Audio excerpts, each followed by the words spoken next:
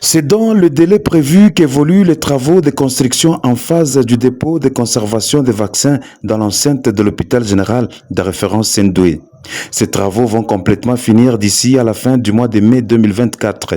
Ce hub, troisième au pays après ceux de Kinkole et Kisangani, va, une fois fini, desservir en vaccin les 4 provinces issues du démembrement du Katonga et bien d'autres comme celles du Kasaï, du Maniema et du Sud Kivu, 10 provinces au total. La première phase de construction du bâtiment pour les chambres froides et entrepôts est déjà finie. Les travaux de construction des bâtiments qui vont abriter les services administratifs et les centres de formation au métier de vaccination constituant les 2 dernières phases vont bientôt terminer. Ils ont été visités ce 16 mars 2024 par le ministre de la Santé du Katonga, le professeur Dr Joseph Sambi Boulanda, avec la délégation de l'UNICEF, partenaire qui met en œuvre ces projets financés par la Banque mondiale en faveur des enfants congolais.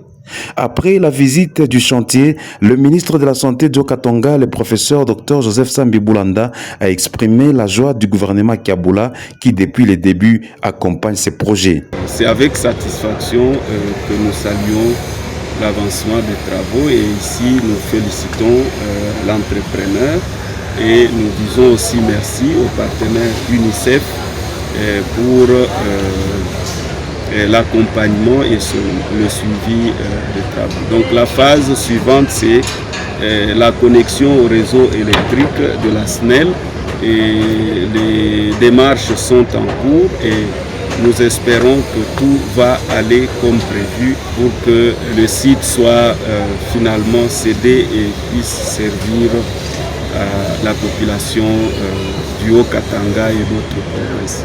Annie Choa, chef de bureau UNICEF Lubumbashi, s'est dit satisfaite du respect des temps d'accomplissement de ces projets dont la qualité n'est pas à démontrer.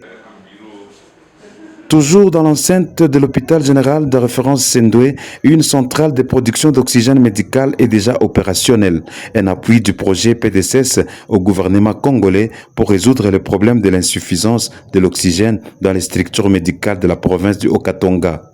Cette centrale a une grande capacité de production journalière.